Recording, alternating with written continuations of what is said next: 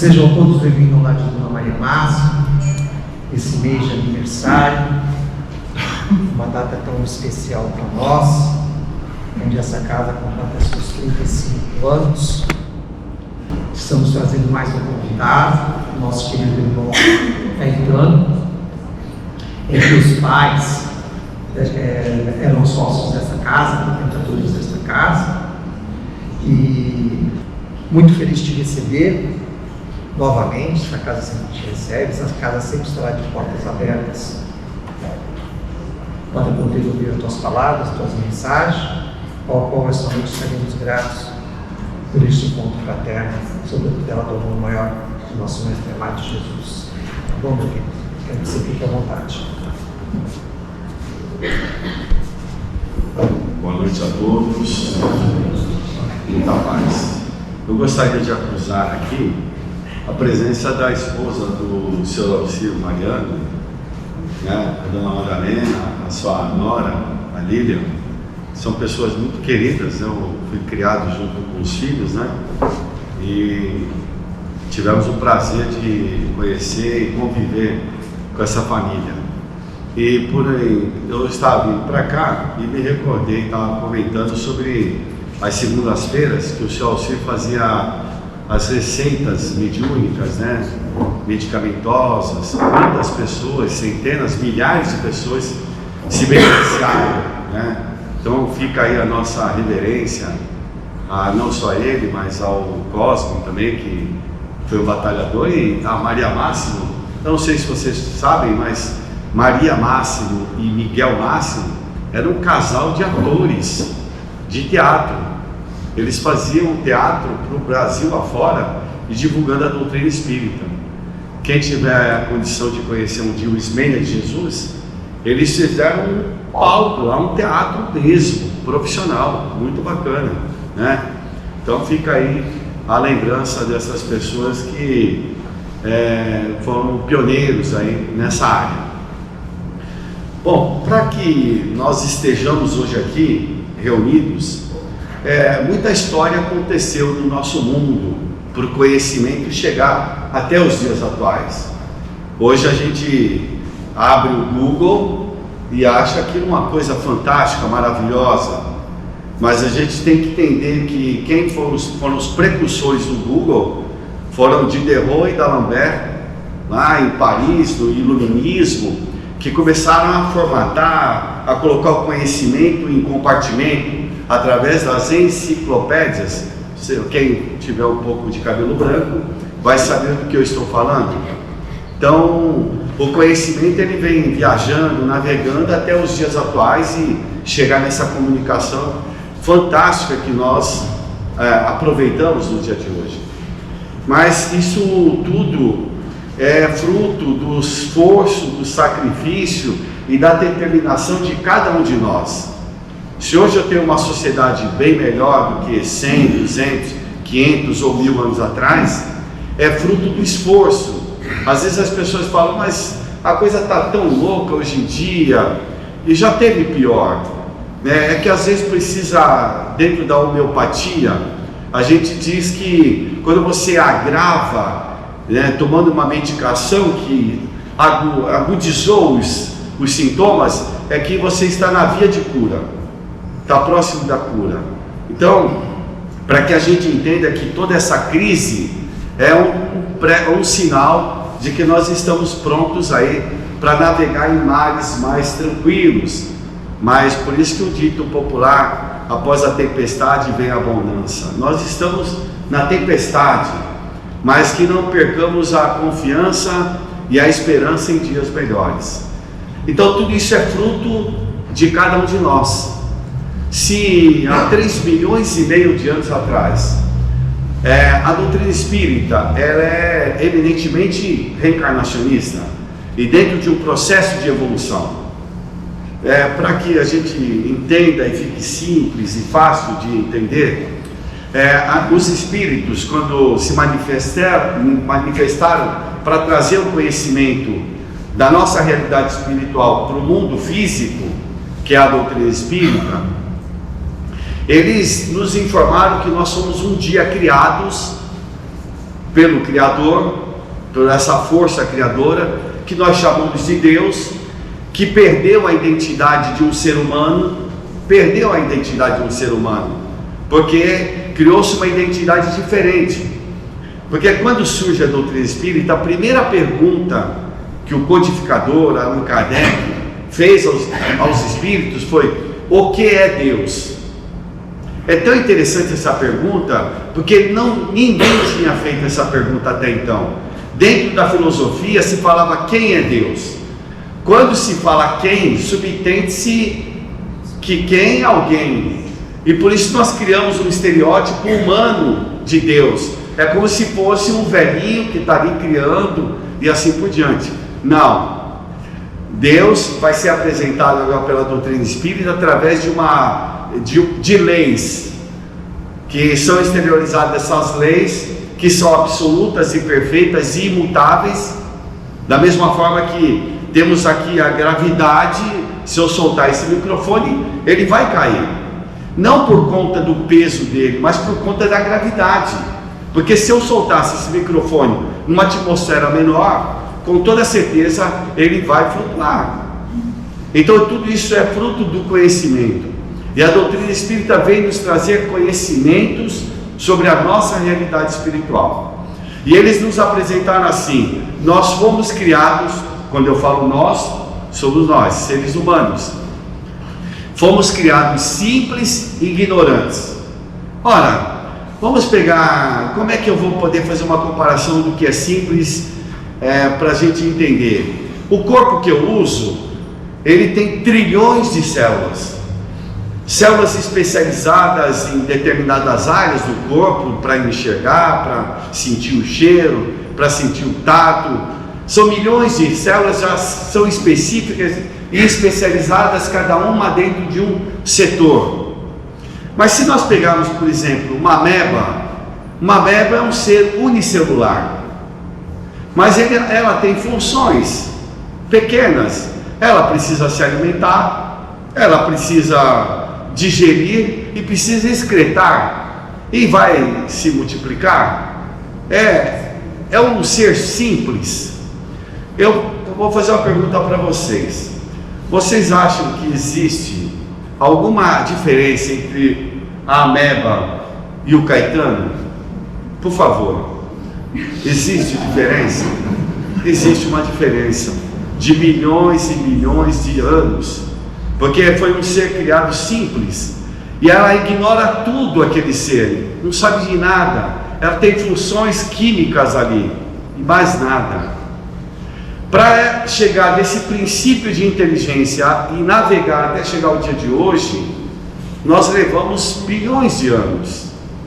E é dessa forma que nós vamos entender por que nós somos vencedores na vida, por que eu tenho um valor que a gente desconhece. E às vezes as pessoas começam a cultivar pensamentos deletérios ou pensamentos depressivos, melancólicos, e acabam adoecendo, porque perdem o referencial maior dela, que ela é uma criatura do Criador. Ora, se esse Criador do universo e da criação, e nós fazemos parte da criação, nós somos herdeiros disso tudo. E às vezes ficamos preocupados com coisas passageiras. E a ignorância ali naquela ameba, ela vai ganhar volume, conhecimento, com o navegar desse princípio inteligente até chegar nos dias atuais. O meu olho, o nosso olho, não foi criado assim, faça o olho. Olha, vamos pegar um cloroplasto, que é uma célula de uma folha. Ela é fotossensível, absorve a luz, transforma numa química, vira açúcar, vira oxigênio. Ora, é fotossensível. Nossos olhos temos essa sensibilidade, temos essa peculiaridade. Mas é engraçado que nós também temos uma glândula dentro de nós, que ela é fotossensível, que é uma glândula chamada pineal, que vive no centro da minha cabeça. E segundo os espíritos dizem É através dessa glândula que você capta as coisas exteriores. Como é que eu capto um pensamento? Sabe essas coisas que eu estava pensando em você, aí a pessoa ligou. Parece que houve uma transmissão de pensamento. Parece que eu captei alguma informação. E essa informação, como é que ela chega na minha cabeça e se transforma numa química, vira uma emoção e eu choro? Porque eu lembrei de uma música, vi um filme, uma pessoa ou uma situação qualquer.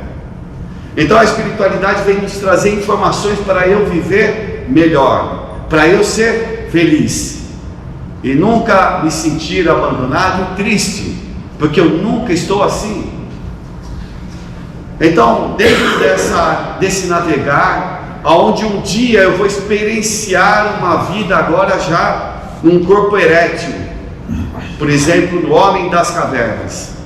O homem das cavernas se comunicava como? Como era a comunicação dele? Ele falava, tinha idiomas? Não, eram sons guturais, eram gestos. Era um homem bruto, cheio de medo, com necessidades de se manter, se alimentar e procriar. Então, esse homem, a diferença dele de 3,5 milhões para o ano de hoje, ele desenvolveu N dialetos e N idiomas, fruto do desenvolvimento do intelecto dele. E o intelecto dele foi através da curiosidade, do perguntar, do vivenciar, de lá até o dia de hoje. Mas nós podemos chegar mais ou menos para uns 500 anos antes da era cristã, para que a gente entenda que o conhecimento, de uma forma, uma análise bastante superficial, nós vamos pegar, quando nós temos ali o advento, o pai da medicina, por exemplo, Hipócrates, quando ele vai falar coisas de 2.500 anos atrás, quando ele vai falar coisas que até hoje a gente tem dificuldade em colocar no nosso dia a dia. Hoje nós temos dengue por falta ainda de asepsia nossa, de cuidados nossos. Tem gente que morre dessa doença por conta de falta de cuidados. Coisas primárias que Hipócrates já falava, onde você deve assear o seu ambiente, você deve assear o seu alimento, deve cozinhar alguns alimentos, você deve assear a sua mente. Hipócrates falava isso. E até hoje a gente ainda claudica desse conhecimento. E posteriormente nós vamos ter outros filósofos que também vão trazer informações preciosíssimas para a gente. Quando fala amar a Deus e ao próximo como a ti mesmo, isso já vinha sendo falado no Antigo Testamento, para que a gente entenda que são recomendações antigas, que algumas pessoas um pouco mais despertas para a vida, vieram nos trazer essas informações. Mas nós vamos ali nos determinar para a gente entender por exemplo, pelo menos o conhecimento nessa área para chegar no Espiritismo, por exemplo. Então nós vamos pegar que na Grécia Antiga foram desenvolvidas 2 escolas na área médica. Nós tínhamos a Esparta, que era o militar, onde o culto do corpo, e nós vamos ter Atenas, o culto das artes, do belo, do ideal, né? Nós vamos ter ali filósofos que vão defender essas filosofias, para que a gente entenda que essas escolas, elas criaram experiências futuras para todos nós. Por exemplo, em Kos nós vamos ter Atenas, o belo. Em Quinidos nós vamos ter o militarismo, o fisiculturismo, a força, onde vamos criar uma escola aí voltada mais para a matéria e Kos mais para o espírito. Nós vamos ter defensores do espírito como Paracelso, mas nós vamos ter defensores da matéria como Galeno. A filosofia de Galeno vai perdurar por 1.400 anos, que é a filosofia hoje da alopatia. E essa outra filosofia espiritualista, ela fica claudicando até chegar no ano de 1700 e pouco, onde nós vamos ter o pai do magnetismo, que é um médico alemão chamado Franz Anton Mesmer, que ele, estudando os minerais, viu que tinha um magnetismo, mas foi estudar os vegetais, foi estudar os animais, e percebeu que todos nós irradiávamos um campo magnético. Porque nós somos um ser eletromagnético. Quando vocês vão ao médico e fazem um eletrocardiograma, um eletroencefalograma, eles vão medir os impulsos nervosos. Tem eletricidade. Esse menino está uma pilha de nervo. Eu estou com o nervo à flor da pele. E é verdade, porque nós temos esse potencial elétrico. E quando você tem um fio elétrico, em torno desse fio elétrico forma um campo magnético. E como nós somos eletricidade, nós formamos um campo magnético. Só que a diferença do mineral para nós é que o meu campo magnético tem uma variedade através do meu temperamento. Se eu sou uma pessoa calma, serena, tranquilo, eu vou irradiar esse campo magnético. Agora, se eu sou uma pessoa que às vezes nervosa, agitada, irada, eu vou irradiar eu vou ter esse campo magnético. Por exemplo, lembrando da minha mãe. Minha mãe um dia chegou para mim, eu fui até a casa dela, e aí a mãe sempre acha que o filho é alguma coisa, né? Acha que o filho é o melhor, não sei o quê, e minha mãe não era diferente das outras. Aí ela chegou, eu cheguei na casa dela, ela falou: Caetano, me dê um passe. Eu falei: mãe, eu não estou bom hoje. Ela falou: não, me dê um passe, o seu passe é bom. Eu falei: mãe, eu não estou bom, mãe. Mas ela insistiu tanto, que eu dei o passe nela. Ela pediu, insistiu, dei o passe nela. Dei o passe, pedi a Deus ajuda para me ajudar, porque eu não estava bom, né? E aí eu fui embora, fui para minha casa. No dia seguinte eu liguei para ela. Minha mãe é muito espontânea. Falei: e aí, mãe, como é que foi? Dormiu bem? Ela falou assim: você não vai acreditar. Depois que você me deu o passe, eu fiquei com uma dor de cabeça e não dormi mais. O meu campo magnético eu transferi para ela. E ela captou. Estava fragilizada, coitada. Pegou. Foi uma esponja. Então, quando nós agora vamos receber o passe, nós temos que entender que existem pessoas que se dedicam a isso, se prepararam para isso, e elas vão transmitir as suas energias, mas tem todo um plano espiritual também que vai nos envolver com essas energias salutares, benéficas para cada um de nós. Então, se nós tivermos um recolhimento, esvaziarmos um pouco a mente, nós vamos lá receber essas informações. Então, Franz Anton Mesmer vai trazer o magnetismo para a gente. Olha que interessante. Dali uns 50, 100 anos, vem um outro médico alemão, Samuel Hahnemann, que é o pai da homeopatia, que vem falar sobre a força vital, que nós temos uma força que nos dá vitalidade, que nos permite aí realizar todas as experiências da nossa vida. E essa força vital, ela é interessante porque ela tem um mecanismo de defesa. Sabe, por exemplo, você ficou resfriado, o teu corpo imediatamente ele quer ficar bom. Então as células vão lá, célula de defesa, não sei o que, para poder te ajudar. Então essa força vital ela tem essa responsabilidade também, porque ela quer vida para você. Quando eu faço pensamentos de tristeza, melancolia, eu estou combatendo o meu vitalismo, eu estou impedindo de ser feliz. Olha que interessante, eu estou fazendo isso. Por isso que nós não devemos jamais cultivar pensamentos que não são bons. Às vezes as pessoas falam assim: a palavra tem poder. Eu conheço algumas pessoas que falam: não tem poder. Tem poder. Agora eu vi esses dias de novo, novamente, a pesquisa lá do Masaru Emoto, que acho que vocês já conheceram, uma pesquisa que ele fez com águas, né, lá no Japão, onde ele por 8 anos, ele pesquisou águas. Ele pegava a água da torneira, água mineral, água do rio, água do mar, e ele fazia a seguinte experiência: ele emitia pensamentos de amor, fraternidade, ou então raiva, ódio, e ele congelava, cristalizava a água, fatiava e olhava no microscópio. É só procurar na internet que vocês vão encontrar. E lá ele percebeu o seguinte, que havia uma diferença.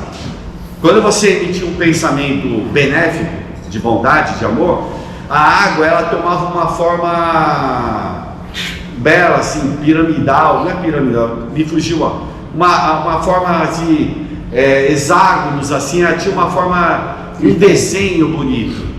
Me fugiu a palavra agora. Fractal. Hã? Fractal. Fractal. Como Fractal. se fosse de neve. Mas assim, quando forma um bocado de desenho assim junto, tem um nome lá. Que nem caleidoscópio. Hã? Um caleidoscópio. É mais ou menos um caleidoscópio, né? Mas ficava com um desenho bonito. Elas se organizavam, mostrava uma beleza. E quando você tinha um pensamento ruim, elas é como se ficassem agregadas na base, ficavam desarranjadas. Agora imagine os senhores, um pensamento ruim. Meu corpo tem 70% de água, vai desarranjar, vai desagregar, vai dificultar eu me recuperar de uma doença e assim por diante. Então são informações preciosas para que eu use no meu dia a dia. Então quando você toma água, você agradeça.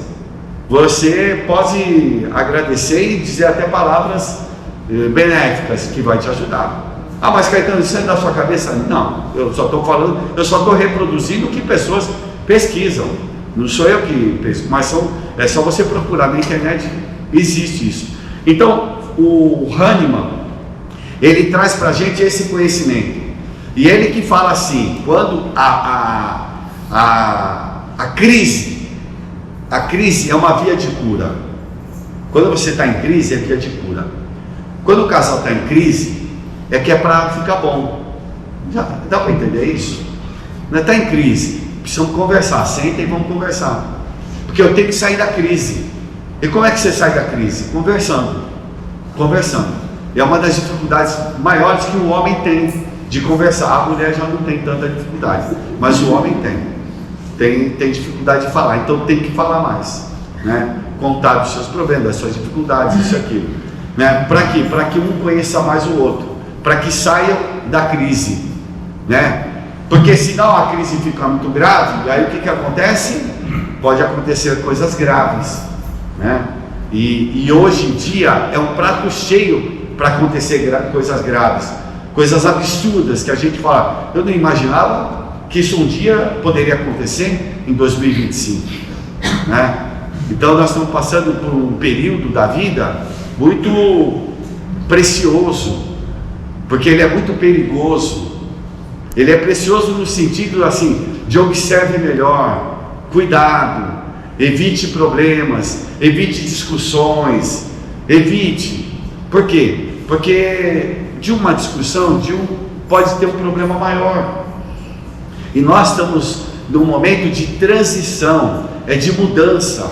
Toda mudança acarreta um transtorno na vida. Toda mudança acarreta um transtorno. Faça mudança de casa, de uma casa para outra. É um transtorno. Dá um trabalho danado. Então nós precisamos entender que essa é uma fase preciosa, onde nós devemos tomar muito cuidado.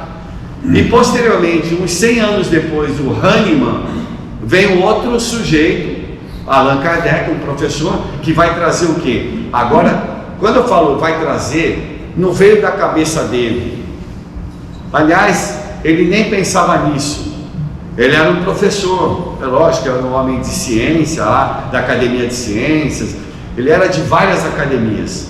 A Universidade de França, a Biblioteca Nacional da França, de Paris, ela digitalizou uma boa parte dos documentos. Então quem tem curiosidade de conhecer um pouco sobre esse personagem, Allan Kardec, ou o professor Rivaio, que é a mesma pessoa, Allan Kardec é só um pseudônimo, hoje na internet você se encontra uma multidão de documentos, principalmente dele quando jovem. E eu fui pesquisar alguma coisa, fiquei estarrecido de ver como ele era membro de várias sociedades em Paris. Só uma curiosidade, você sabe o sifão que tem embaixo da torneira? Vocês sabem o sifão? É um projeto dele, e ele patenteou. Por 15 anos ele ganhou dinheiro, nenhum dinheiro, não entrou nada de dinheiro, mas por 15 anos ele deteve a patente ali. Tem coisas muito curiosas sobre esse personagem lá para todos nós. Então aí vem os espíritos Mas por que os espíritos resolveram falar somente agora, em 1857? Ora, porque eu preciso estar preparado para receber essas informações. Se eu não estou preparado, eu não dou nem bola. Mas como já tinha muita gente preparada para receber, preparado, não é que a pessoa é melhor que a outra, não. É estar preparado para isso, né? A pessoa, ela faz jiu-jitsu, está preparada para aquilo, né? A pessoa é médica, ela está preparada para aquilo. Não é que não tem nada a ver com caráter, nada disso, mas tem que ela já está preparada, já é um habitual dela. Então essas pessoas acabaram adotando essa filosofia como uma filosofia de vida. Então os espíritos, após o iluminismo na França, 1796, né, onde a Revolução Francesa, mas posteriormente nós vamos ter aí o iluminismo, que é um período onde a gente vai ter os maiores gênios em todas as áreas do conhecimento humano encarnado ali na Europa para trazer a evolução, o desenvolvimento da humanidade. Então nós já estamos preparados para receber essas informações do mundo espiritual. E o que é mais interessante, nós estamos encarnados com a chance de saber como é que é a nossa vida no mundo espiritual e como é que eu vou me encontrar após a morte, após o desencarne. Como será a minha vida, né? Porque a nossa vida, ela não é essa. Essa aqui é uma vida temporária, é uma experiência que eu estou passando. Eu estou desenvolvendo as potencialidades, os sentidos que eu tenho. Hoje a gente tem 5 sentidos, estamos desenvolvendo agora da intuição através da glândula pineal, e daqui a pouco a gente vai desenvolver outros sentidos. Mas para que eu desenvolva sentidos mais refinados, eu preciso me tornar uma pessoa mais refinada. Eu preciso ouvir coisas boas, eu preciso ver coisas boas, eu preciso me alimentar de coisas importantes para o meu corpo. Então o ser humano, ele vai mudando de corpo físico, vai alterando, porque o espírito está mudando. Nós estamos evoluindo, estamos dentro desse processo de evolução. Então, com o advento do espiritismo, nós temos uma chance agora de compreender muito as dores que nós passamos, o que nós vivenciamos na vida. Nós vamos compreender muito isso. Por quê? Porque eu sei da reencarnação.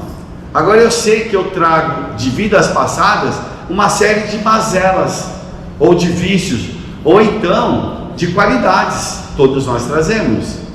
Olha, é tão interessante isso, que os geneticistas já estão dizendo que hoje já está detectado que o alcoolismo tem um gene. Olha que interessante. Vai chegar um dia que nós vamos passar lá um scanner no sujeito e vai falar assim: cuidado, esse aqui tem tendência para ser egoísta, tem tendência para ser caridoso. E aí, quando eu pego uma criança dessa, eu vou o quê? Eu vou estimular coisas boas e vou tentar, eu já sei. Por exemplo, eu me lembro quando meus filhos eram pequenininhos, a gente não tem essa maldade, né? Mas, por exemplo, eu trabalho do lado de uma padaria, e às vezes eu levava ele para a padaria, e estava lá tomando alguma coisa, um guaraná assim, e ele estava ali no balcão. Ali não é lugar para criança. Tudo bem, um tempinho. Mas vamos supor que eu tenho um habitué de fazer isso. E aí eu fico tomando uma cervejinha. E esse meu filho, às vezes, ele já traz tendências para o álcool do passado. E às vezes a gente, na brincadeira, toma espuminha, toma aí. Mal sabendo que ele já traz esse problema. Porque a pessoa não vira alcoólatra da noite para o dia. Ele precisa beber bastante. Ele precisa depender disso. Então não é da noite para o dia. Aí eu fumando um cigarro, eu não vou pegar câncer em 1 ano, 2 anos, 10 anos. Eu vou ter que fumar bastante. Aí um dia eu vou ter câncer. Então, mas agora quando eu nasço, eu tenho de nascimento isso. É porque eu já trago essas informações do passado. Então o Espiritismo vai falar da reencarnação. Então, eu sabendo da reencarnação, eu não tenho direito algum de julgar e criticar ninguém. Olha que interessante. Porque todos nós somos irmãos, estamos no mesmo balaio aqui. Agora o que nós precisamos é um ajudar o outro, um amparar o outro, porque cada um de nós tem uma fragilidade, tem vícios que todos nós vemos, mas tem vícios que todos nós escondemos e que ninguém sabe, e que precisamos acertar, ajustar isso. Então a doutrina espírita, ela vem nos dar um referencial maior. Quando ela coloca assim, que o espiritismo é reviver o cristianismo, é verdade. É como se você pegasse Jesus e colocasse no dia a dia a conduta de Jesus. Não é para eu ficar de bracinho lá, de joelho rezando, não. Tem um provérbio árabe que diz assim: arar é orar, arar é orar, trabalhar é orar. Quem está trabalhando direitinho, está sendo honesto, está sendo correto, é uma oração. É que a gente se equivoca. É lógico que você vai fazer a sua prece, né, para agradecer tudo, mas você tendo uma conduta, já é uma prece, já é uma oração. Então, quando ele coloca Jesus como referencial para nós, é na conduta dele. Quando Jesus aparece para a mulher samaritana, olha que loucura. Ele aparece no poço lá para a mulher samaritana. Mulher já não se falava com mulher naquela época. Aí ela é samaritana ainda. Samaritana não valia nada. O samaritano, para a gente ter uma ideia, ele vivia lá na Samaria. Ele se misturou com um gentil, com outros povos, né? E ele fazia interpretação dos textos antigos da forma deles. Eles tinham o próprio templo, não precisava ir em Jerusalém fazer as festas religiosas. Então criou uma dificuldade muito grande com o povo judeu. E eles são judeus também, mas eles misturavam. O judeu tinha a questão da família e assim por diante. Então quando se via um samaritano, você virava para o lado e cuspia no chão e dizia assim: raca, pessoa de má vida. E Jesus está lá no poço, e aí ele pediu água para ela. Ela falou: mas o senhor pedindo água para uma samaritana, uma mulher? E ele falou que tinha sede. E aí ela faz esse questionamento. E aí, quando ela questiona, ele fala assim: se tu beberes da água que eu vou te dar, tu nunca mais vai ter sede. Quer dizer, do comportamento, das informações que ele vai passar. Para a gente entender o samaritano, quando a gente está a pessoa está saindo de Jericó, Jerusalém, e no meio ele é assaltado, não tem essa parábola, que é do bom samaritano? Sim. Aí o cara é assaltado, aí roubaram ele lá, parece os dias de hoje, bateram nele, jogaram no chão e deixaram lá. Aí passou, dali a pouco, Jesus dizia assim: dali a pouco veio um escriba. Quem é o escriba? O escriba é o cara que sabe ler, sabe escrever, tem conhecimento, já leu o Testamento Antigo. E o escriba foi indiferente e passou para o outro lado da rua. Olha a psicologia de Jesus. Dali a pouco ele fala assim: dali a pouco vem um sacerdote. Quem é o sacerdote? É o cara que faz a ligação do céu com a terra. E fala que o sacerdote foi indiferente. Aí Jesus pega pesado e fala: e dali a pouco vem um samaritano. E o samaritano é tomado de compaixão. Compaixão, ele se colocou no lugar do outro. Ele sentiu a dor do outro. E aí ele vai lá, pega a pessoa, leva para uma hospedaria, dá banho, passa o óleo, dá vinho, dá de comer, paga. E sai lá fora, na hospedaria, e fala assim: olha, se tiver mais algum gasto, no dia seguinte eu volto e ressarço. Jesus conta essa história porque ele estava numa barcaça, em cima de uma barca, na praia de Cafarnaum, e tinha uma multidão em volta dele. E perguntaram assim: mas qual é o maior mandamento? Aí ele falou assim: olha, amarás o teu Deus de todo o vosso amor, de todo o vosso entendimento e de todo o vosso espírito, e a teu próximo como a ti mesmo. Aí perguntaram: mas Senhor, quem é meu próximo? Aí ele narra essa história. E quando ele termina essa história, ele pergunta para o judeu: quem é o próximo da história? É o samaritano. Para que a gente entenda, porque esse mesmo Jesus, Ele volta no Evangelho segundo o Espiritismo, no capítulo 6, o Cristo Consolador. O Cristo Consolador. E ele vai, em determinado momento, ele vai falar assim: espíritas, eis o primeiro ensinamento, amai-vos. Eis o segundo ensinamento, instruí-vos. Se Jesus colocou o amor na frente da instrução, é porque tem algo muito importante para isso. Porque lembra que ele falou assim: veio o religioso, não fez nada, veio o intelectual, não fez nada, aí veio uma pessoa do povo que foi tomada de compaixão. Então o conhecimento não serviu para nada e nem a religião serviu para nada, ou melhor, a conduta do religioso. Para que a gente entenda, quando ele volta, amai-vos, viva em família, na sociedade, com os problemas da sociedade. Adquira a tolerância, a paciência, seja resignado, compreensivo. Esse é o amai-vos. Não é para você chegar e ter o amor que você tem por um filho e assim por diante, por uma outra pessoa estranha, não. Respeite, porque o amor é uma experiência longa de relacionamento, não é uma coisa imediata. O amor é uma conquista. E aí ele fala: instruí-vos o segundo ensinamento. Quer dizer, se você pode adquirir o conhecimento que for, tendo amor. Quando você não tem esse conhecimento, o amor, você pode utilizar mal o conhecimento. É interessante isso. Quando Oppenheimer foi levar para o Einstein ver a fórmula da bomba atômica, Einstein desconsiderou, dizendo que não devia levar adiante. Mas Oppenheimer levou, por uma série de circunstâncias, até mesmo a fragilidade e a personalidade dele, ele levou adiante. Então ele tinha muito conhecimento, faltou um pouco de segurança nessa área, que se ele tivesse adquirido, talvez ele evitasse, né? Mas para que a gente entenda que o conhecimento ele é muito importante, mas é importante quando você sabe bem conduzi-lo na vida. E é o conhecimento que vai também te auxiliar muito para que você possa viver melhor. O Espiritismo é o conhecimento que os Espíritos nos trouxeram para vivermos melhor. Nada mais. Tenho Jesus como um referencial.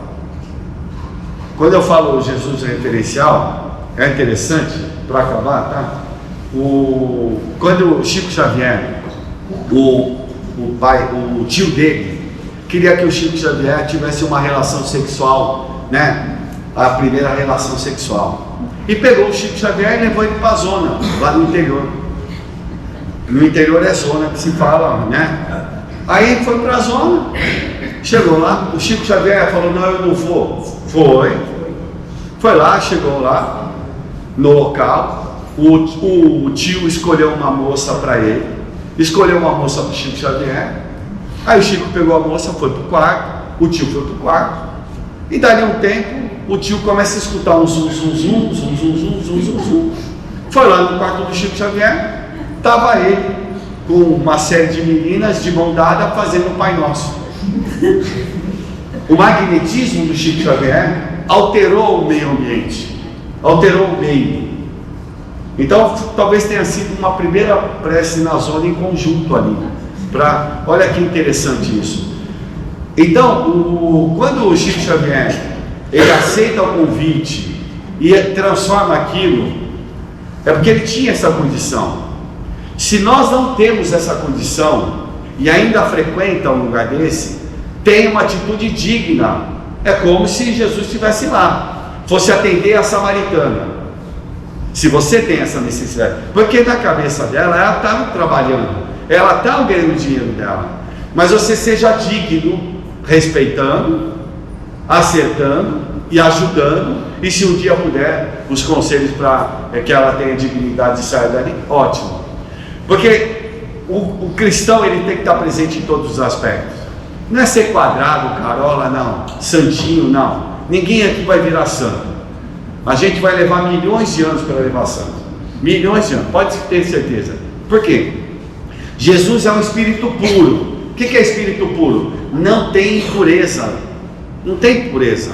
Quando eu falo Jesus, com Maria Madalena e não sei o que, teve medo. Jesus é espírito puro. O espírito puro não falha. Ele não tem esses sentimentos humanos nossos. Ele já passou por essa experiência há milhões de anos, mas experienciou junto de nós tudo o que nós vivemos, sofreu o que nós sofreríamos. Olha que interessante, porque é o testemunho dele.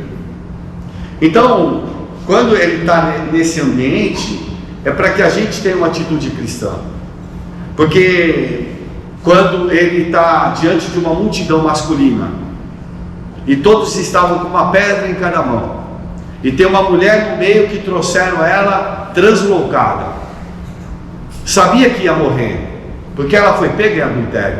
É a hipocrisia masculina. Ela foi pega em adultério, o adulterador nunca apareceu, e ela está lá no meio da praça pública para ser apedrejada. Eu não sei se os senhores têm ideia do que é morrer a pedradas. Toma uma pedra na cabeça, toma uma pedra no olho, toma uma pedra na boca, e é pedrada. É assim que a gente fazia, era a nossa justiça, e é assim que fazíamos com as mulheres. É interessante que parece que até os dias de hoje isso ainda acontece.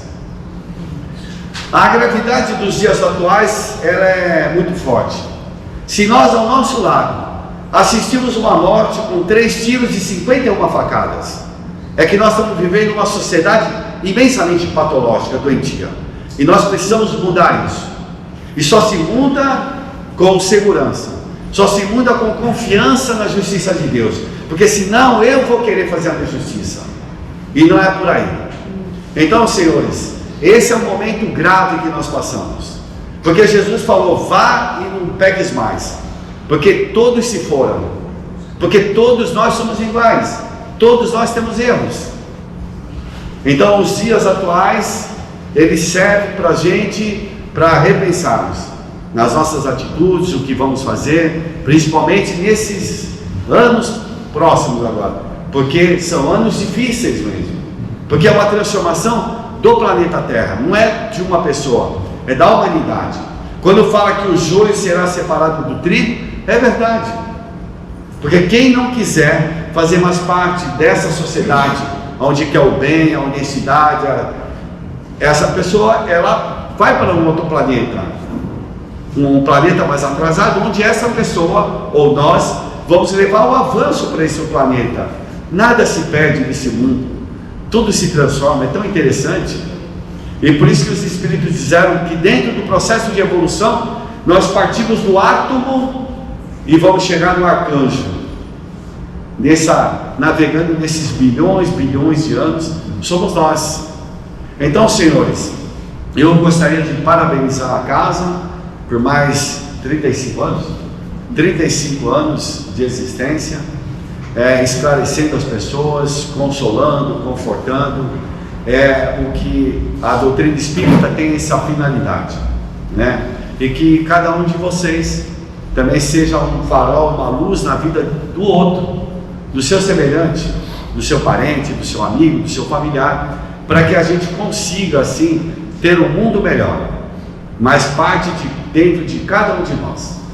Então a gente fica muito feliz pelo aniversário e até uma breve oportunidade. Um abraço a todos, uma boa noite.